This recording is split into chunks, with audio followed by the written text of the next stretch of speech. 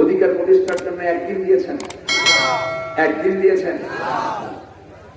নারীকে ইসলাম ঠকিয়েছে না অধিকার দিয়েছে? মা হিসাবে আছে না নাই? অধিকার আছে না নাই? মেয়ে হিসাবে, বোন হিসাবে, সব দিক থেকে, সব একদিনে তো সব বলা যায় না, সব দিক থেকে। আপনি কোন দিক থেকে চান? মেয়ে তো রহমত, মেয়ে কি রহমত, বউ তো বরকত, বউ কি বরকত, আর মা তো জান্নাতি। সুবহানাল্লাহ। তো সব তো মেয়েরাই দিল, আমরা কি পাইলাম? কোরআনে কারীমে পুরুষ নামে কোনো সূরাই নাই। আমরা বাপ, কোরআনই বাপ করছে আমাদের। সূরা রিজাল নামে কোনো সূরা নাই, সূরা নিসা আছে। সূরা নিসা আছে না? তাহলে কোরআনে সূরা নিসার নামে নারী জাতির নামে একটা সূরাই দিলেন। 114টা সূরার ভিতরে একটা সূরা নারী জাতির সূরা। আবার মহিলার নামে আছে সূরা মারিয়াম, আছে না নাই? আর পুরুষ নামে সূরা রিজাল নামে কোনো সূরাই নেই। তা আমরা তো বাদ করছি অধিকার থেকে, কথার কথা বলতেছি। ইসলাম নারীকে তো ঠকাই দেয়। আন্তর্জাতিক নারী দিবস তারাই পালন করতে যায় যারা উলঙ্গ হয়ে রাস্তায় বের। আমরা অধিকার খুঁজি মেয়েদের। অধিকার মানে এই না যে অসংখ্য বনের হিংস্র জন্তু জানোয়ারের মতো উলঙ্গ হয়ে তোমাকে বের হতে হবে। বনের পশুর গায়ে কোনো কাপড় নাই, তুমি মানুষ, তোমার গা তোমাকে থাকতে হবে। 14 জন পুরুষ ছাড়া একজন নারী কোন পুরুষের সঙ্গে দেখা করতে, কথা বলতে, দেখা করতে পারবে? পর্দা ছাড়া চলতে পারবে? কয়জন ছাড়া? জান্নাত এত সস্তা না।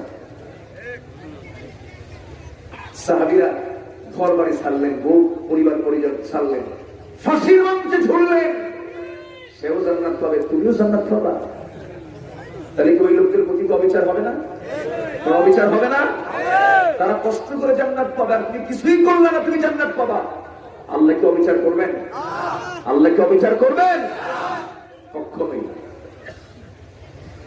আল্লাহ রাব্বুল আলামিন বলেন, আহাসিবান নাস আন ইউতরাকু আন ইয়াকুলু আমান্না ওয়া হুম লা ইফতানুন। মানুষের কি ধারণা, ঈমান এনেছি এতটুকু শব্দ বলেই সে জান্নাত পেতে চায়, অথচ আমি তাকে জান্নাত দেব এত সহজেই না। না, অবশ্যই আমি তাকে পরীক্ষা করব। কার কথা? আসতে বলবেন না, কার কথা? পরীক্ষা নেবেন কে? পরীক্ষা দেবে কে?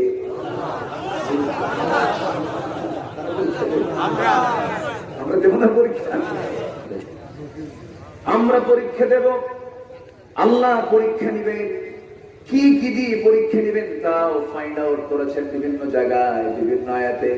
ওয়ালানাবলুওয়ান্নাকুম বিশাইইন মিনাল খাউফি ওয়াল জু'i ওয়া নাকসিম মিনাল আমওয়ালি ওয়াল আনফুসি ওয়াস সামারাত ওয়া বাশশিরিস সাবিরিন। জোরে বলি আল্লাহু আকবার।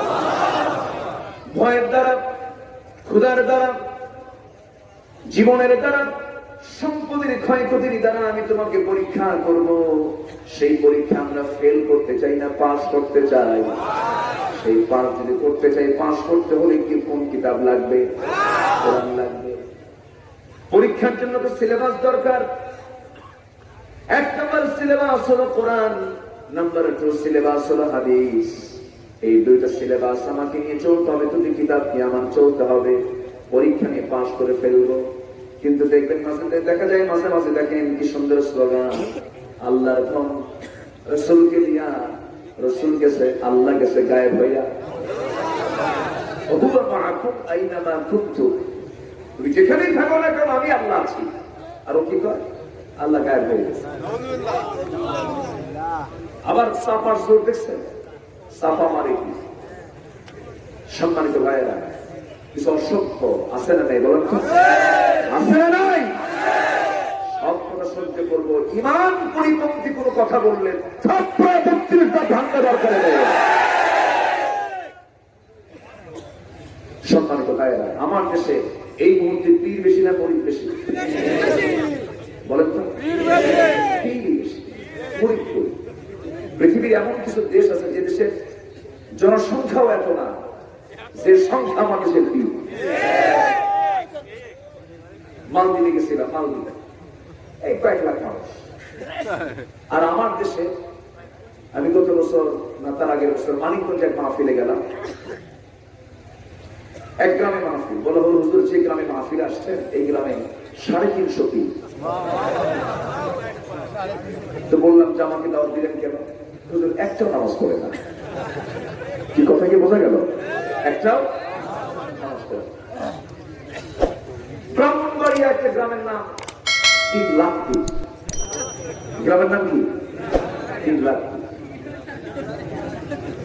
তাহলে এখন চিন্তা করেন আমার কাছে কত পীর, সারা পীর, তেনা পীর, আউলা পীর, ল্যাংটা পীর, বিড়াল শাহ, গাদা শাহ, কুত্তা শাহ, ঘোড়া শাহ।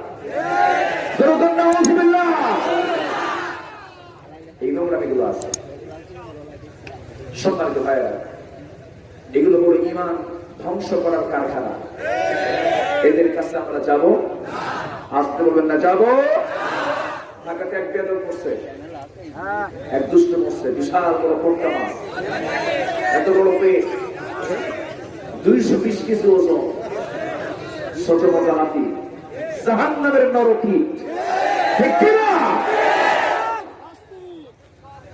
সম্মানিত ভাইরা, সম্মানিত বন্ধুগণ, সবার আগে আমাদের জান্নাতের পুঁজি আমাদেরকে তালাশ করতে হবে। আমরা জান্নাতের পুঁজি আজকে নিয়ে যাবো, জোরে বলি ইনশাআল্লাহ। 1 নাম্বার পুঁজি, পুঁজি মোট 3টা। কয়টা? 3টা। 1 নাম্বার পুঁজি হলো ঈমান। 1 নাম্বার পুঁজি কি? ঈমান যদি এসে যায় পরিপূর্ণ, তাহলে আর কোনো সমস্যা নেই। হযরত কি টং টং শাহ এর মাজার লিখছে, হযরত টং টং শাহ রাহমাতুল্লাহ আলাইহির মাজার। এটা কোথায়? কোথায় পাইছে? আচ্ছা, এই তো কত যে নাম, বদনা শাহ মাজার, বদনা শাহ। সেটাকে নিজের চোখে দেখছি, লেখা আছে হযরত বদনা শাহ মাজার। বদনা দিয়ে কি করে? এই তো হচ্ছে অবস্থা। এই ওঠে কারা? ওই যে উঠতেছে কেন? মাদ্রাসার ছাত্র ও শিক্ষকের সিগন্যাল পেয়ে গেছে, উপায় নাই। শিক্ষক শুধু যদি ইঙ্গিত দেয়, কিয়ামত হয়ে যাবে, থাকবে না। এটা হলো আদব। এটা কি আদব? কলেজে কি তাই আছে? শিক্ষক যদি বাবা এগুলো করিস না, সাবধান হও, ফেলাবো কিন্তু। ঠিক কিনা? মাদ্রাসায় কি আদব আছে? মাদ্রাসায় আদব আছে না নাই? কেন কেন কেন? কিসের জন্য? আজকে কোরআনের মঞ্চে মাইক টান দেওয়া হবে। আজকে কত বেয়াদবি করা হচ্ছে। আমরা তো চুপ থাকি, আমরা তো কথা বলি না। সঙ্গে সঙ্গেই প্রতিবাদ করা দরকার। যেখানেই বাধা সেখানেই প্রতিরোধের প্রাচীর করে তুলতে হবে। মুসলমান হাত দিতে হবে।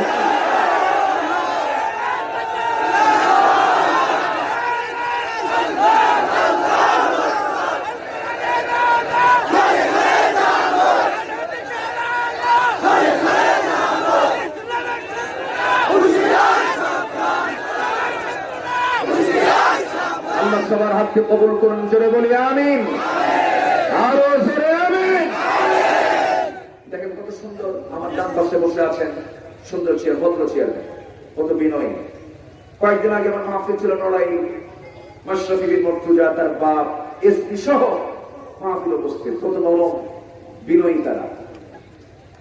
গতকালকেও আমার এক মাহফিলে প্রশাসনের অনেক ভাইরা বসেছিলেন, তারা আলোচনা শুনলেন।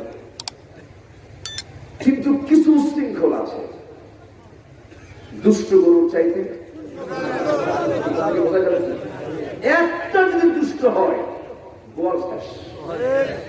সবগুলোকে কি করে?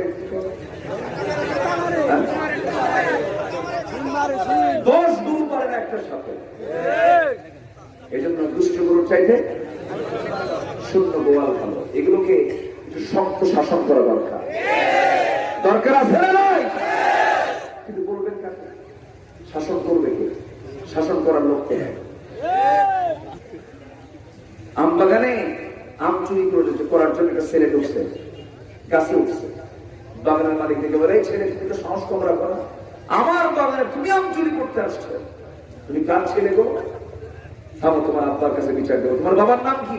মুসকি মুসকে হাসে। তুমি তো বেদব কর না, বাবার নাম কই, তুমি হাসো কেন? আমার আব্বার নাম শুনবেন? নাম শোনার দরকার নেই। দেখেন আমার আব্বা আমার মাথার উপরে সালা নিয়ে গাছের আগায় বসে আছে।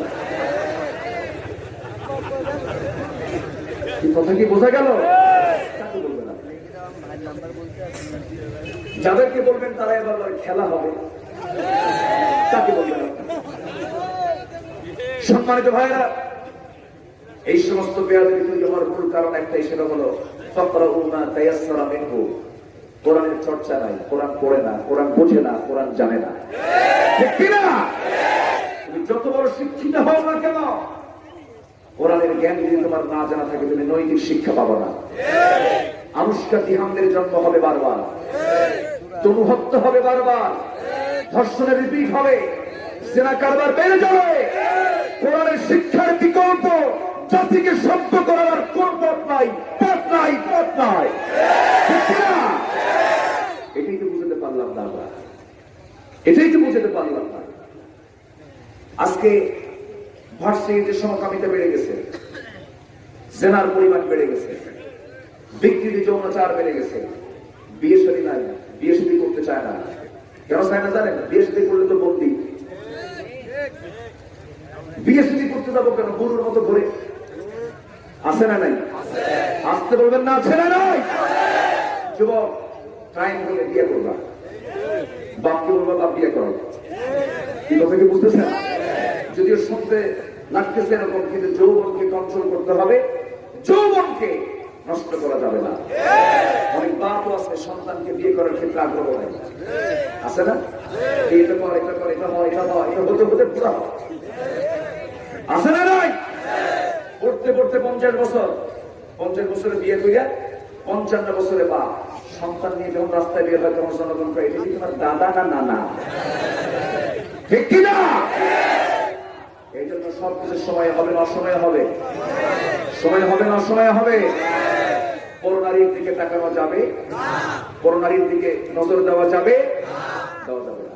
এই চোখটা কে দিয়েছেন? এই চোখ বানিয়ে দিয়েছেন কে? চোখের মধ্যে পানি দিয়েছেন কে? চোখের পিছনে মেশিন দিয়েছেন কে?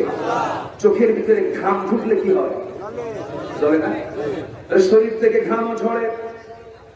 এই ঘামের পানি একরকম, চোখের পানি আরেক রকম। আবার আল্লাহ রাব্বুল আলামিন আমার দেহের ভিতরে রক্তগুলো সেকে সেকে বের করতেছেন, পেশাব আকারে সবগুলো বের করে দিচ্ছেন পেশাবের লাইন দিয়া। আমাদের বডির ভিতরে 2টা করে কিডনি দিয়েছেন আল্লাহ পাক। প্রত্যেকটা কিডনির ওজন করেছেন মাত্র 200 গ্রাম। এই 200 গ্রাম কিডনিটা প্রত্যেক দিন 150 লিটার করে রক্ত ছাকে। আসতে বলেন সুবহানাল্লাহ। কিডনি যার নষ্ট হয়ে যায়, হসপিটালে ভর্তি করা হয়, ডায়ালিসিস করতে হয়। সেই ডায়ালিসিস মেশিনের যে দরকার, সেই মেশিনটার ওজন হলো 100 কেজি।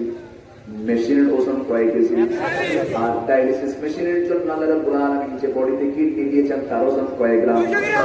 200 গ্রাম। 200 গ্রামের কাজ করতে গেলে দুনিয়াটা লাগে 100 কেজি, আর আমার আল্লাহটা লাগে 200 গ্রাম। আল্লাহ কত উন্নত! কাজটা যখন সুবহানাল্লাহ। আমার আপনার বডিতে 2টা করে কিডনি দিয়েছেন। একটা কিডনি দিলেও চলতো, কিন্তু আল্লাহ বলছেন বান্দারে, আমি তো রহমান, আমি তো রহিম, আমি তো এত বড় দয়ালু, আমি তো রব, আমি তোর প্রভু। জমিনে চলতে গিয়ে হঠাৎ করে তোর একটা কিডনি অকেজো হয়ে গেছে, সমস্যা নাই, বাকি জীবনটা আরেকটা কিডনি নিয়ে তুই দুনিয়াতে বেঁচে থাকতে পারবি, আর আমার জিকির করবি আলহামদুলিল্লাহি রাব্বিল আলামিন। প্রশংসা কার? কিডনি দিলেন কে? চোখের পানি দিলেন কে? দেখার শক্তি দিলেন কে? করোনার দিকে ছায়া থাকে কে? আল্লাহ ছায়া থাকে। আমরা তো সব ভুলে যাই। এই চোখের কর্নিয়া নষ্ট হলে পরে তুমি তাকাবা কেমনে? তুমি যে তাকায় থাকো, ফেল ফেল করে ছায়া থাকো, তোমার চক্ষুটা কত সুন্দর করে বানালেন, সে আল্লাহর সৃষ্টির দিকে তাকাও। আবার পাগলা আমাদের একটা কবি, জাতীয় কবি পাগল, আবার অনেক দামি দামি কথাও তিনি বলেছেন। নারীর দিকে ছায়া থেকে কয়, তুমি নারীটাই চেয়ে থাকি, সে মূর্খ অপরাধ। দেখছেন, কবি মানুষ তো উল্টা পাল্টা মাঝে মাঝে একটু বলতেন। অপরাধ তো হবে, নারীর দিকে চেয়ে থাকা যাবে, কিন্তু বড় নারীর দিকে চেয়ে থাকা যাবে না, সেখানে ফিতনা হয়ে যাবে। নিজ নারীর দিকে তাকাবো, মার দিকে তাকাবো, কবুল হজের সওয়াব। মেয়ের দিকে তাকাবো, বরকত পেয়ে যাব। বইয়ের দিকে তাকাবো, ঈমান বেড়ে যাবে। বইয়ের দিকে নজরটা দেব, বলিত মহাব্বতটা বেড়ে যাবে। কোথাও গেলে, সফরে গেলে বউকে সাথে নিয়ে যাব। বউর সঙ্গে যদি সফরের সাথে চলে যায়, সে শুধু আমার পাহারাদার হবে না, সে ঈমানেরও পাহারাদার হয়ে যাবে। বউটার সাথে চলে যাবে। আমি যখন চলবো, আমার ক্ষমতা নাই কোনো বড় নারীর দিকে আমি ছায়া থাকবো, কারণ পাশে বড় দারোগা দাঁড়ায় আছে। ঠিক না? ও হলো মস্ত বড় দারোগা। আমি অন্য কোনো নারীর দিকে ছায়া থাকবো যখন, ওই সময় আমার স্ত্রী যদি এই নজরটা দিয়ে ফেলে, খবর আছে না নাই বলেন? হয়তো হঠাৎ করে 30 সেকেন্ড তাকাইছি, কিন্তু ওই সময় বউ কিছু না বললো, 3 দিন পর্যন্ত একসাথে থাকবে। ঠিক কিনা? এই জন্য আমার নবীজি কোন সফরে যখন যেতেন, বউকে সাথে নিয়ে যেতেন, তিনি পরিবারকে সাথে নিতেন। এমনকি হজ জীবনে একবার করেছেন। হজের সফরে রাসূল আম্মা জান আয়েশাকে সাথে নিয়েছে। উহুদের ময়দানের মতো কণ্ঠকে বিভিন্ন যুদ্ধের ময়দানেও আমার নবীজি আম্মা জান আয়েশাকে সাথে নিয়ে চলে গেছেন, কারণ বউ তো হচ্ছে ঈমানের পাহারাদার। এই জন্য বিয়ে করার ক্ষেত্রে কোরআন শরীফের হুকুম আছে না নাই? তানকিহুল মা তাবা লাকুম মিনান নিসা মাসনা ওয়া সুলাসা ওয়া রুবা। তুমি তোমার ইচ্ছা মতো বিয়ে করে নাও। তোমাকে বিয়ে করতে হবে, কারণ বিয়ে না করলে আমার বান্দাগুলো পয়দা হবে কেমনে, আমার জিকির করবে কেমনে? যেরকম সুবহানাল্লাহ। বিয়ের সঙ্গে সন্তান আছে না নাই? আমার ভাইয়েরা, আবার বিয়ের কথা, বিয়ের নামে কিন্তু কোনো সূরা নাই, কিন্তু তালাকের নামে আছে না নাই? মানে তালাক তো সঠিক ব্যাপার। তালাক না হলে তো বিয়ে করা যাবে না। তালাক না হলে ওই মহিলাকে বিয়ে করা যাবে? এটা নিয়ে পেঁয়াজ এখন আছে না নাই দেশে? আছে না নাই? কি জন্য আরেকজনের বোন নিয়ে আসতে নাকি? সবাই খুব ভালো। তাহলে দেখেন, আল্লাহ জানে এরকম পেঁয়াজ লাগতে পারে, বিয়ের সময় পেঁয়াজ লাগে না। মানে কি বলে, বিয়ে তো করতে হবে, বিয়ে করবে, কিন্তু বিয়ের সময় অবৈধ যেন সম্পর্ক না হয়, আল্লাহ তালাক নামে একটা সূরা দিয়ে দিলেন। তালাক, বিয়ে নামে সূরা নাই, কিন্তু তালাক নামে সূরা আছে। তালাক না হওয়া পর্যন্ত আল মুতাল্লাকাতু ইয়াতারাব্বাসনা বিআনফুসিহিন্না সালাসাতা কুরু। তালাক প্রাপ্ত হওয়ার পর, এই ইদ্যত পালন করার পর সে হবে বৈধ। কিন্তু যদি কারো বোন ভাগায় নিয়ে আসে, বিয়ে হবে? এরকম তো ঘটনা চুয়াডাঙ্গায় নাই? চুয়াডাঙ্গায় আছে? চুয়াডাঙ্গায় এমন রেকর্ডও আছে, এমন রেকর্ডও আছে, ছেলে যায় বিয়ে করতে মেয়ের বাড়ি। আমার কথা কি বোঝা গেল? আর এই এলাকায় কি করছে? বিয়ে গেছে সমান অধিকার। কষ্ট হচ্ছে আপনাদের? হয়তো ভাবতেছেন হুজুর কোনো খবর রাখে না। সব এলাকার কম বেশি খবর তো আছে। সম্মানিত ভাইরা, জান্নাতের পুঁজি হলো 3টা। কয়টা বলেন তো? 1 নম্বর পুঁজি হলো ঈমান। 1 নম্বর পুঁজি কি? ঈমান। আমার ঈমান হারা হবো? ঈমান হারা হবো? কিন্তু ঈমান হারা তো হয়ে যায়। ইউসবিহু মুমিনান ওয়া ইউমসি কাফিরান। এমন একটা সময় আসবে, যে সময় সকালবেলা ঈমানদার হবে, বিকেলবেলা কাফের হয়ে যাবে। সেই দিন তো আমরা পেয়েছি এখন। সম্মানিত ভাইরা, চাচা, ও চাচা, কই না? ওর কথা বলতেছে না তো? বোঝা আপনার সমস্যা। বসে কষ্ট পাচ্ছেন আপনারা? আমার দেরিতে উঠায় দিচ্ছেন, এই সময় তো পেশাদারি সময়। কিন্তু আগে ভাগে উঠালে 9টা 9:30 দিকে উঠালে একটু চাপচুপ আসে। এখন তো চাপের সময়, বলেন না? নিম্ন চাপ, ঊর্ধ্ব চাপ। ঊর্ধ্ব চাপ হলো বিড়ি খাওয়া চাপ। মাথা ধরে, বিড়ি না খেলে মাথা ধরে, ব্রেন কাজ করতেছে না, ওয়াজ বুঝি না, কাম দিলেই ঠিক হবে। এরকম আছে না নাই? কি কাম পারে ওই বাপরে বাপ, আছে না নাই? বিড়ি খাওয়া যাবে না, তামাক খাওয়া যাবে না, পান খান। বয়স হয়ে গেছে, একটু পান টান খেলেন, পান টান চাবালেন, কিছু তৃপ্তি পাওয়া যাবে, কিছু মজা লাগবে। একটু হজম মানে হজমের কাজ করবে, পানের রসের মধ্যে ভালো খানা। কিন্তু পানের সাথে আবার হাকিম পুরি রহমতুল্লাহ আলাইহি কেন? এগুলো আছে না নাই? এগুলো করা যাবে না। ওই হাকিমপুরের মধ্যে যে পাতা, বিড়ির ভিতরেও সেই পাতা হুজুররা খায়, তো এই জন্য মাসলা আসে না। শক্ত করে দিলাম, ওই দুটা খাওয়ার সমান অপরাধ, ঠিক কিনা? এগুলো খাওয়া যাবে না। সকল প্রকার নেশা, বিড়ি খাওয়ার ফতুয়া কি দেবো হবে? আমার দেশে বিড়ি খাওয়ার ফতুয়া 4 অক্ষরে 4 রকম। রংপুরে ওয়াজি, রংপুর কি ওয়াজি, ঢাকাতে মাকরু, সিলেটে হলো মুবাহ, আর চট্টগ্রামে বিড়ি খাওয়া হলো ফরজ। বুঝতেছেন কথা? এই হচ্ছে অবস্থা। সকল প্রকার নেশাকে আল্লাহ পাক হারাম করেছেন, আমরা এগুলো খাবো না। ইমানদারের মুখ হবে অপরিচ্ছন্ন, দুর্গন্ধ না সুগন্ধ? ইমানদারের মুখ হবে অপরিষ্কার না পরিষ্কার? পরিষ্কার থাকবে মুখ, দাঁত থাকবে পরিচ্ছন্ন, পকেটে থাকবে নেশোয়া। সেই নেশোয়া দিয়ে দাঁত কি করবো? পরিষ্কার করবো। কয়বার? আসতে বলবেন না, কয়বার? আমার ভাইয়েরা, জীবনটাকে সুন্দর করে ঢেলে সাজাবো আমরা।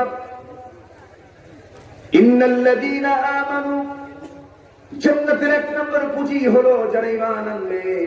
কিন্তু ঈমান আনলে পরে তার জীবনে পরীক্ষাও চলে আসবে।